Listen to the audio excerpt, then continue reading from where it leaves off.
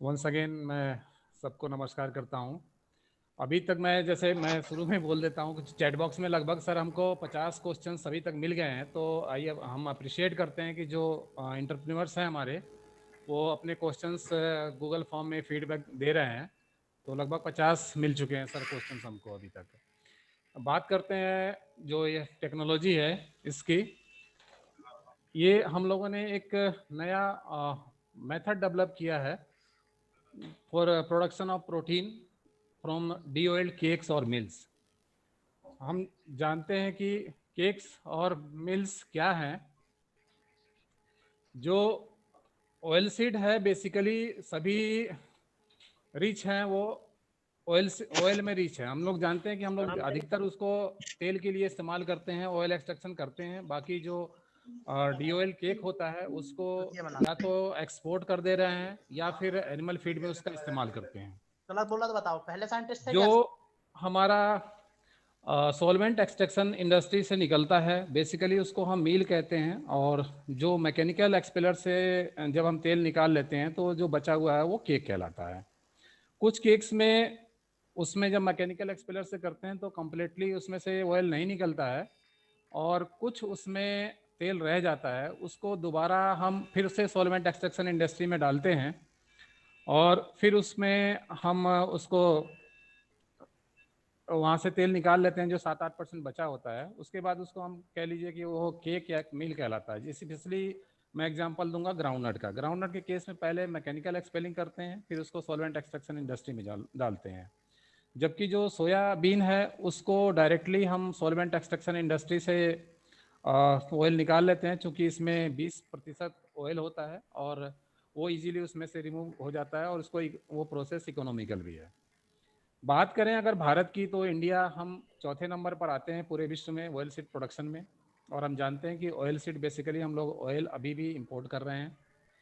परंतु जो इसका केक है वो हाई प्रोटीन रिच होता है। जब तेल निकाल लिया जाता है तो लगभग केक में 35 से 50% के बीच में प्रोटीन होती है। स्पेशली हम बात करें तो सोयाबीन मील में जो है वो लगभग 50% प्रोटीन है, और जो ग्राउंडनट है उसमें ये लगभग 40%, 35 से 40% के बीच में प्रोटीन होती है। सोया मील और ग्राउंडनट केक ये दो जो हैं वो भारत में पूरी तरह से उपलब्ध हैं और लगभग 9 मिलियन टन के आसपास होते हैं लगभग अवेलेबल हैं। दुर्भाग्य की बात है कि हम लोग इनको प्रोसेस नहीं करते हैं और लगभग एनुअली हम 6.5 मिलियन टन ऑयल मिल हम लोग एक्सपोर्ट कर रहे हैं दूसरी कंट्री को। और जो कुछ है थोड़ा बहुत वो एनिमल फीड में या ऑर्गेनिक मैन्योर में यूज़ करते हैं। दुनिया का 7% हम लोग प्रोटीन मिल प्रोड्यूस कर रहे हैं, बट प्रोटीन नहीं प्रोड्यूस करते। अगर हम बात करें प्रोटीन आइसोलेट क्या है? ये प्योरेस्ट फॉर्म ऑफ कह लीजिए कि प्रोटीन है। लगभग इसमें जब हम उसको बाय डेफिनेशन जाते हैं या स्टैंडर्ड्स जाते हैं तो लगभग 90% के आसपास उसमें प्रोटीन होनी चाहिए, तब उसको हम प्रोटीन आइसोलेट बोलेंगे।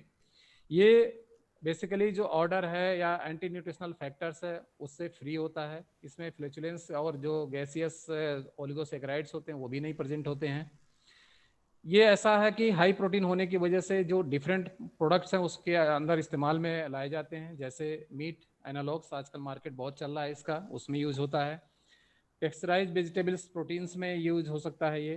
प्रोटीन सप्लीमेंट्स हम लोग जान रहे हैं आज कोविड का टाइम है और प्रोटीन एक इम्यून बूस्टर फूड के फॉर्म में अवेलेबल है मार्केट में। बहुत सारी इंडस्ट्रीज हैं जो प्रोटीन सप्लीमेंट्स बेच रही हैं। बेकरी इंडस्ट्री में यूज़ हो सकता है, इन्फेंट फूड्स फॉर्मुलेशंस में यूज़ होता है, इमिटेशंस डेयरी प्रोडक्ट्स में यूज़ होता है। इसका जो करंट मार्केट है लगभग 2850 करोड़ रुपए का है और 8.5% की रेट से ये इसकी जो ग्रोथ है वो की गई है। इसको जो है ग्रोथ हो रही है। लगभग 2023 तक ये 4300 करोड़ रुपए तक पहुंचने की उम्मीद है। अभी जो प्रेजेंट मेथड है उसमें जो कुछ लिमिटेशंस हैं, क्योंकि एल्कली एक्सट्रैक्शन और हाइड्रोक्लोरिक एसिड के साथ में उसको प्रेसिपिटेट कराया जाता है।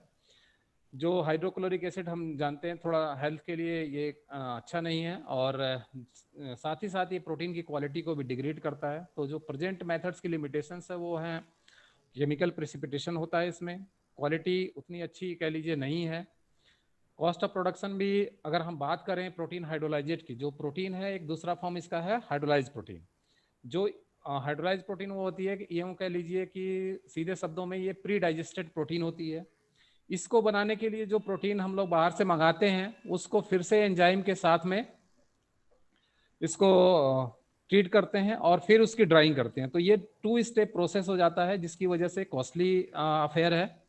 और चूंकि केमिकल्स वगैरह यूज होते हैं तो एक एक प्रकार से ये इन्वायरमेंटल इश्यूज भी हैं, क्योंकि लॉट ऑफ इन्फ्लुएंस इसमें से निकलते हैं, जिसको जो है वो दिक्कत है उसको डिस्पोज ऑफ करने में। जो प्रेजेंट मेथड है उसकी बात करें तो ये हमारा जो अभी हमने नया मेथड डेवलप किया है, ये इसमें नॉन केमिकल मेथड है। ये क्वालिटी प्रोटीन की चूंकि नॉन केमिकल मेथड है, प्रेसिपिटेशन का HCl का यूज बिल्कुल नहीं होता है, तो हाई क्वालिटी प्रोटीन मिलती है। कॉस्ट वाइज भी ये मेथड सस्ता है, क्योंकि केमिकल्स और कोई भी इनपुट्स नहीं है इसमें। अगर कुछ लोग जो इससे जुड़े हुए हैं अगर कोई समझते हैं इसके प्रोसेस को, तो मेम्ब्रेन फॉलिंग का एक प्रोसेस होता है, अगर मेम्ब्रेन यूज़ करते हैं तो इसमें उसको भी मिनिमाइज करता है, इन्वायरमेंटल फ्रेंडली भी है, और मोस्ट इम्पोर्टेंटली करीब 4 से 5% हमको हायर यील्ड भी मिल जाती है। तो कॉस्ट इनपुट भी कम हो गई, हायर यील्ड भी हो गया, तो इसलिए ये प्रोसेस बहुत ही इकोनॉमिकल है। ये मैं कुछ पिक्चर शेयर कर रहा हूँ। ये ग्राउंडनट प्रोटीन है, ये आप देख सकते हैं, ये एसिड से प्रेसिपिटेटेड है, जिसका कलर बहुत ही यूँ कह लीजिए डल आता है, क्योंकि हमने ये इंडस्ट्रियल जो अवेलेबल है ग्राउंडनट का मिल मार्केट में वो लिया था। और जो ये हमने अपने नए मेथड से बनाया है, इसका कलर भी काफ़ी अच्छा है एज कम्पेयर टू जो हमारा कमर्शियल मेथड है। कुछ ये कंपैरेटिव टेबल्स हैं, मैं जस्ट थोड़ी सी शेयर करता हूँ। इसमें बहुत सारे पैरामीटर्स हैं जो नया प्रोसेस है बनाने से उससे बहुत बेहतर है। यील्ड तो ऑब्वियसली 4 से 5% ज़्यादा है। साथ ही जो हमारा एक कह सकते हैं कि डिग्री ऑफ हाइड्रोलिसिस और जो है वो साथ साथ ही इसी प्रोसेस में होती है। मतलब जो मैं कह रहा था कि प्री डाइजेस्टेड फॉर्म में ऑलरेडी प्रोटीन आ जाती है, इससे लगभग जो प्रेजेंट मेथड्स है उससे दुगने है। और जो एंटी न्यूट्रिएंट्स फैक्टर्स होते हैं specially in the oil seeds, specially in the soya meal कह लीजिए, उससे उसमें भी करीब 40% की कमी है फाइटिक एसिड कंटेंट में, जो फाइनली आपके मिनरल्स अवेलेबिलिटी को बढ़ा देता है और प्रोटीन की क्वालिटी को इम्प्रूव करता है। जो ट्रिप्सिन इनहिबिटर है स्पेशली सोया मिल में सोया प्रोटीन में पाया जाता है, ये भी लगभग 40 से 45% कम है इसमें, और ये सब एक ही स्टेप में होता है, तो इसलिए इसके फायदे बहुत हैं। हम लोगों ने इसकी जो नया प्रोटीन मेथड से नया प्रोटीन बनाया है उसकी क्लिनिकल ट्रायल्स भी कुछ रन किए हैं, जो रैट मॉडल स्टडी की है उसमें, और ये निकल कर सामने आया है कि स्पेशली ये जो ट्राइग्लिसराइड्स है उसमें भी सुधार करता है रैट्स मॉडल में, और साथ ही ये जो HDL कोलेस्ट्रॉल है उसको इनहेंस करता है, जो अच्छा कोलेस्ट्रॉल है। तो एक और इसका फायदा सामने निकल के आया है। साथ ही हमने फिर किडनी फंक्शन टेस्ट भी कराया था इसका। तो हम जानते हैं कि जनरली बहुत से लोग कहते हैं कि हाई प्रोटीन डाइट लेने से यूरिक एसिड की प्रॉब्लम होने लगती है, क्रिएटिनिन बढ़ जाता है, किडनी फंक्शंस में थोड़ा अफेक्ट आता है। ये जो हमने टेस्ट कराया है इसकी क्रिएटिनिन भी कंपेरेटिवली जो कमर्शियल एक प्रोटीन है उसके साथ कंपेयर किया है, तो क्रिएटिनिन कंटेंट भी कम आया है और यूरिक एसिड का जो इनहेंसमेंट है वो भी बहुत कम है। तो इस हिसाब से जो हम इसको बेसिकली कंपेयर कर रहे हैं, जो कमर्शियली अवेलेबल मार्केट में प्रोटीन है जो स्पेशली अभी चाइना और US से आ रही है उसके साथ में, तो ये कहीं ना कहीं उससे सुपीरियर क्वालिटी का प्रूव हो रहा है, क्योंकि ये नॉन केमिकल मेथड से प्रिसिपिटेट हुआ है, बना है। इसको बनाने के लिए एक छोटा पायलट प्लांट हम लोगों ने यहाँ इस्टेब्लिश किया हुआ है, जिसकी कैपेसिटी 10 kg पर बैच है। यूँ कह लीजिए कि लगभग हम 40 kg पर डे इससे बना सकते हैं। चूँकि ये थोड़ा सा कॉस्टली है प्रोसेस, मशीनरी कह लीजिए कॉस्टली है, तो इस अगर हम ये लगाते हैं तो 10 kg 20 kg से इसमें इकोनॉमिक वाइबिलिटी प्लांट्स की नहीं आती है। इसके लिए हमने बहुत सारे 2-3 फर्म्स को कांटेक्ट किया और उनको अपने थोड़ा प्रोसेस के बारे में उनसे बात की, तो कोटेशंस हायर किए हैं। लगभग 2 टन मिनिमम अगर हम लेते हैं प्लांट लगाते हैं 2 ton per day capacity oil mill deal करने के लिए, तो 2 टन का अगर हम लगाते हैं तो लगभग हमको आधा टन प्रोटीन आइसोलेट मिलेगा। और इसकी कॉस्ट जो लगभग आ रही है 2.75 करोड़ के आसपास आएगी इस्टेब्लिश करने के लिए। एरिया की बात करें अगर हम, तो इसमें लगभग 1 एकड़ लैंड चाहिए उसको इस्टेब्लिश करने के लिए पूरे प्लांट्स को, क्योंकि बड़ा प्लांट्स है, कमर्शियल वायबिलिटी इसकी बड़े प्लांट्स में ही अच्छी आएगी। हम लोगों ने इसको टेक्नोलॉजी लाइसेंस भी तय करी है, जो 3 लाख रुपए जो एमएसएमई स्मॉल एंटरप्रेन्योर्स हैं जो एमएसएमई में रजिस्टर्ड हैं उनके लिए 3 लाख हैं, और जो रजिस्टर्ड नहीं है उनके लिए 4 लाख है। अगर कोई फॉरेन क्लाइंट्स हैं हमारा, बाहर से कोई लेना चाहता है तो उसके लिए 10 लाख रुपए इसकी फीस तय की गई है।